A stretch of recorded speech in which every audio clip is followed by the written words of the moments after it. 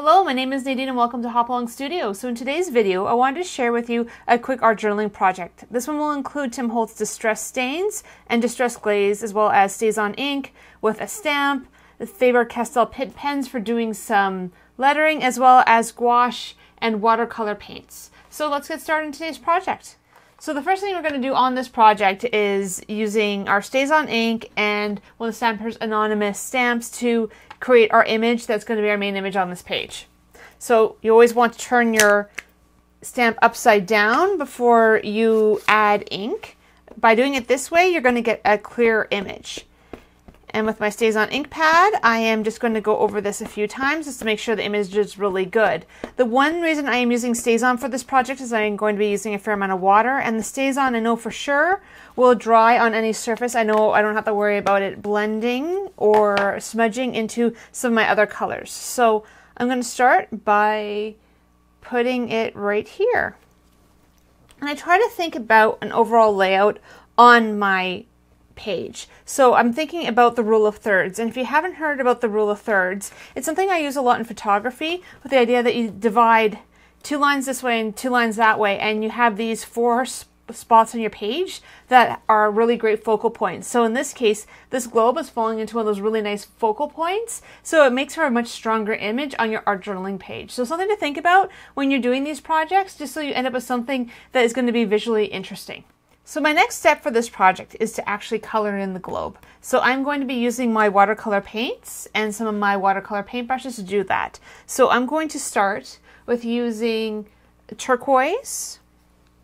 Actually, sorry, that's cerulean blue. And actually going to start adding in some color to my globe. This Dilutions journal that I'm using, it does a pretty good job for holding up against the watercolor paint. It actually does work quite well for this technique. It's not what I would do for more serious watercolor paintings, but for what I am trying to do here, I think it really works well. So you basically just want to fill in all of the blue as ocean and all the green as land, and then we will go from there.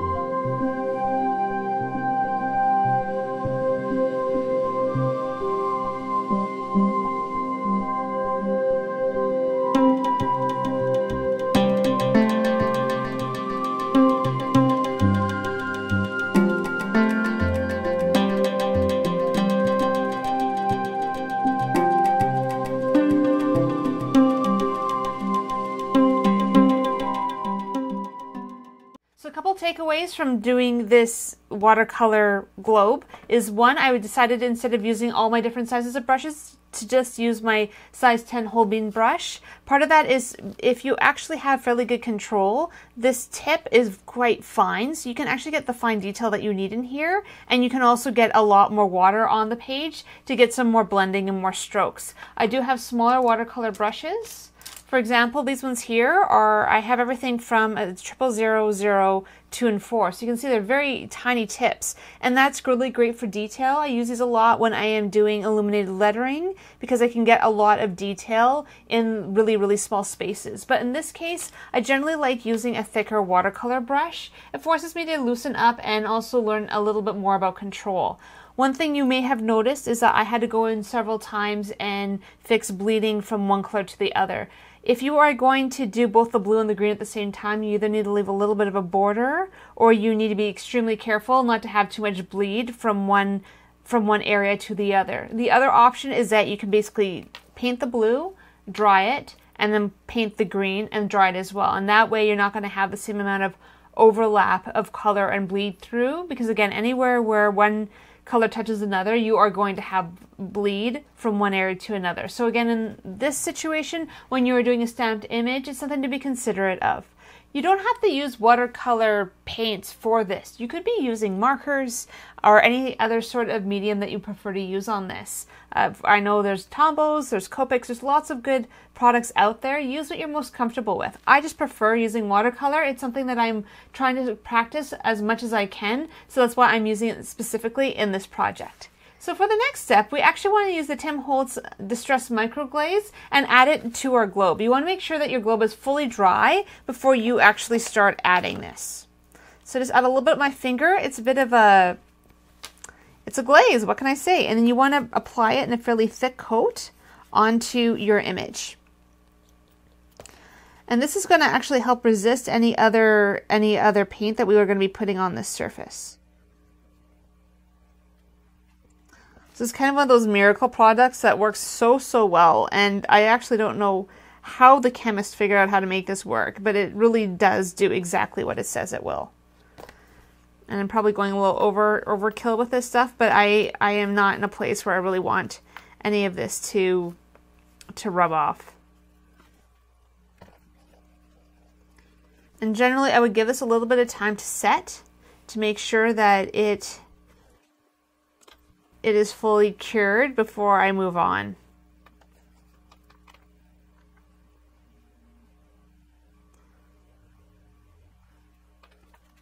So once you've left this for a little bit, the next thing to do is actually rub off any excess product. Because you don't actually need to have a really thick coat on this. I seem like I miss places a lot, so I tend to go a little bit thicker on this than probably what's really strictly necessary.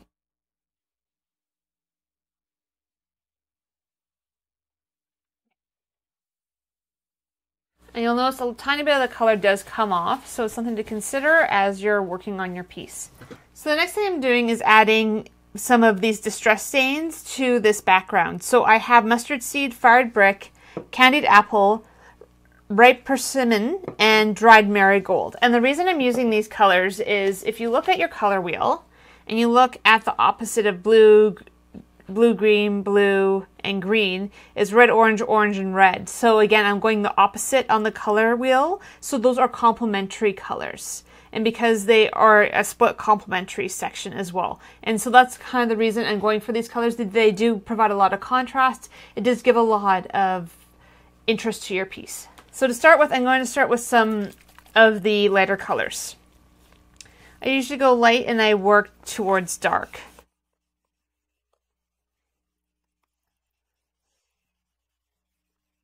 And again, this is not supposed to be really specific. I'm just throwing it on. The overlap. And this is the reason you put the distress glaze on, is you'll notice that even though I'm bringing this over the surface, it's actually resisting the color that I'm putting down. And that's the whole point, is you don't want to lose everything that you've been spending all your time putting on in your image. And this way, you end up with the image that you like, and you end up with an interesting background, and instead of having to color all around it or not be able to use stains or stuff like that, instead you can actually get your colors down the way you'd like.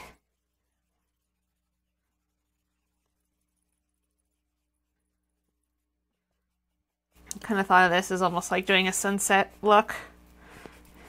Not on purpose, but I'm trying not to have really strong lines. At the same time, it is fun to actually have a little bit of variation in your layers of color. Because again, as you can see, as I'm adding things, it is adding in little bits of color as I go in places. And if you don't have a lot of time to work on your journaling page, or you're just feeling a lot of emotions but don't really feel like you have the time to really overthink it, something like this is a really great way of going about a project like this.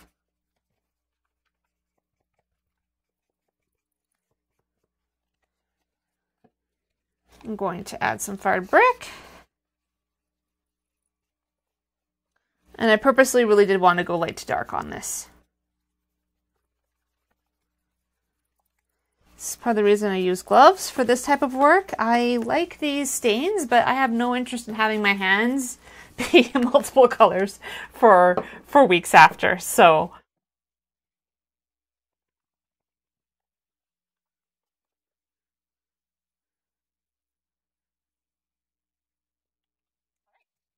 again, very loose, very quick, and that's exactly what we're trying to do here. This is not meant to be something that we spend hours coloring. This is meant to be really quick and get some ideas down without a lot of work. So for this next step, you could use stamps or anything else for this. I am working on my hand lettering. I'm not very good at hand lettering yet, but I'm really trying to add it to my journal pages just to continue to work on it. So I wanted to put this phrase, I am not special, but what I have to offer to this world is valuable. And instead of world, I'm going to be using the globe in that place of that word.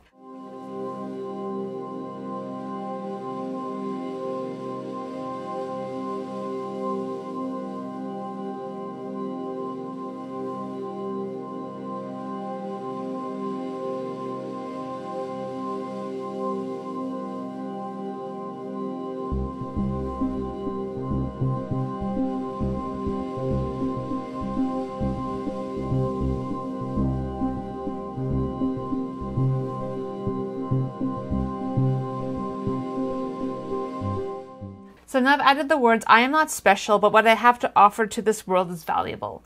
And so I'm going to now work on adding additional thickness and color and paint to this as I work along. And you might be wondering why I would use something like this in my art journal. I've been recently reading a really great book by a gentleman named Mark Manson. The Subtle Art of Not Giving a F, I guess is the best way to put it. And it's one of those books where I love his approach to things. It's not that... It's a book that I actually had as part of my reading list this year, and earlier last month I actually did do a book review on that book. And as much as it sounds like he's trying to be really harsh, I think what I really realized about this book is the idea that we have so much pressure to be exceptional. And he was talking about the idea that of all the people in the world, how many of them are truly exceptional? How many people are truly able to completely do everything that they want to do, to be the best at everything? And to be honest, he talks a lot about, like, we can't be. We'd like to be. Like, yes, I would like to be able to spend 4 hours a day at the gym and 8 hours painting and all this other stuff. But at the same time, to be honest, that's not the reality of my life. And those who do spend the time on doing things like that have to give up something. And so it's the idea that it isn't that we're not special, we have and don't have things to offer, but it's realizing that this pressure, the societal pressure to always be everything, to be the best at everything, to excel all the time, it's not bringing us joy. It's not helping us to be the people we want to be. To be honest, for myself, I find that the more pressure there is to to be everything, the more I procrastinate, the more I am terrified about stepping out and trying something new, because what if I'm not good at it? And I've really had to hit the point of like, who cares if I'm not good at it? Do it anyways because I enjoy it.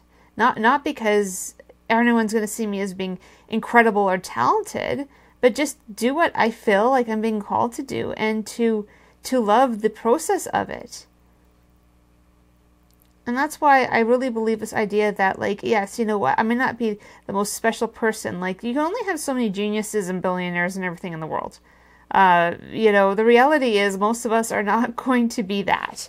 But that doesn't mean we don't have something to offer.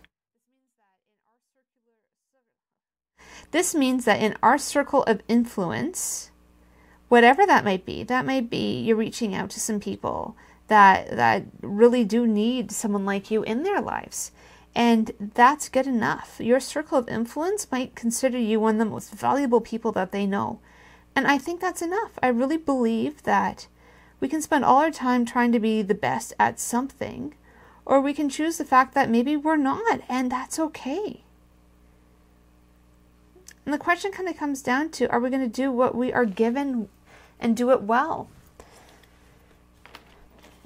I actually, after spending so much time as an analyst, I decided last summer that I was going to go work at a golf course. I always joked about the idea of, well, you know, if I decide to quit this job, I am going to go work at a golf course and spend a summer on the golf course. And I did.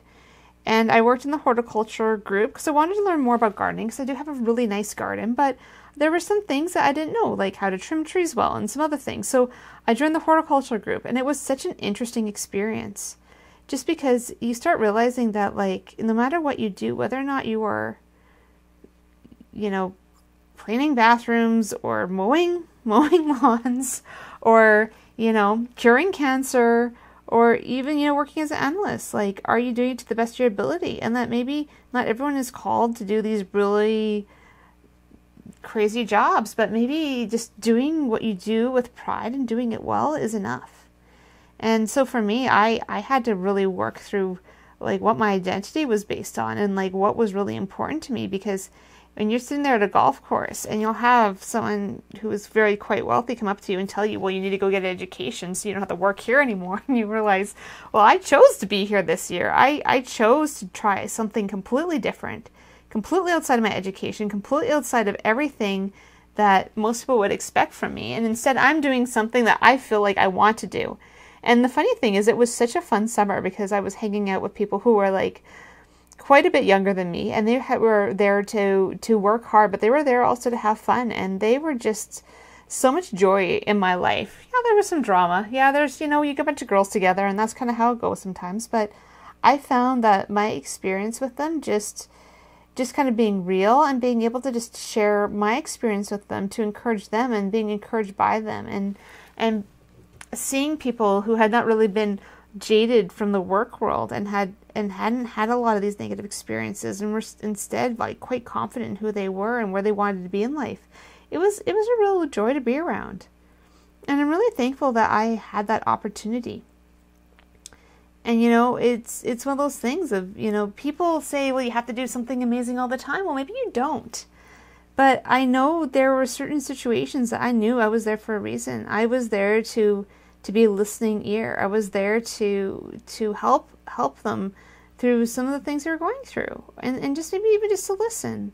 And I learned a lot about myself through that summer, because I realized that I had some misconceptions about certain things, and just being around people that were so different from me, with such different strengths, really helped me to see that there's more than one way to look at the world, and that doesn't mean that I have to be right all the time, or that, you know, I have to be wrong all the time, but that people see things differently. And to see that as being valuable and precious.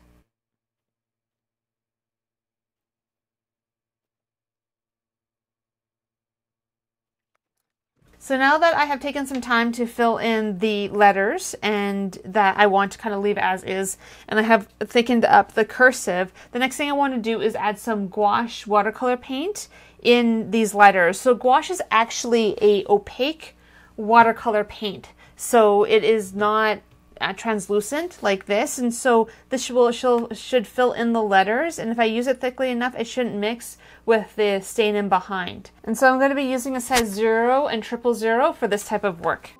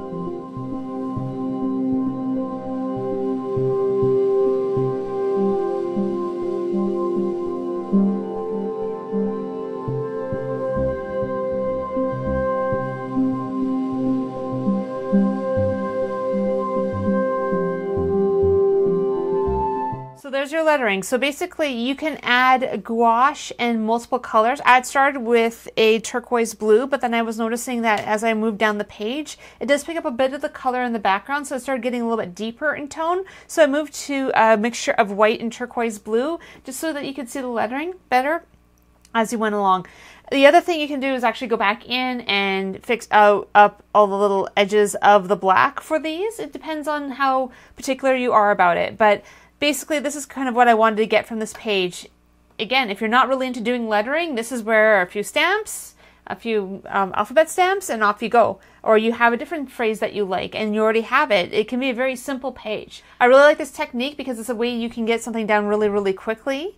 And you can also see that from the micro glaze, that because I had a little bit more of a rim around it, it actually left a little bit of space here. So the other option you could do is actually put a little bit of a gray edge to this before you started laying down the red, because then that way it's like if you have this, it doesn't end up just being completely white. It could end up being gray. Again, it depends on your personal preference and what you want from this project. I hope that you've enjoyed this video. If you found it useful, if you could like it, subscribe to my channel and click the notifications so you don't miss out on any future videos. I also have hopalongstudio.com, which is my website. There I actually have other art journaling projects, some tag techniques, some creative foundation videos that are there to help you with some basics in doing some creative things. As well, I have some mental wellness videos and articles, along with the book review that I talked about that was linked to this project. I hope that you have a really great week, and I will see you next time.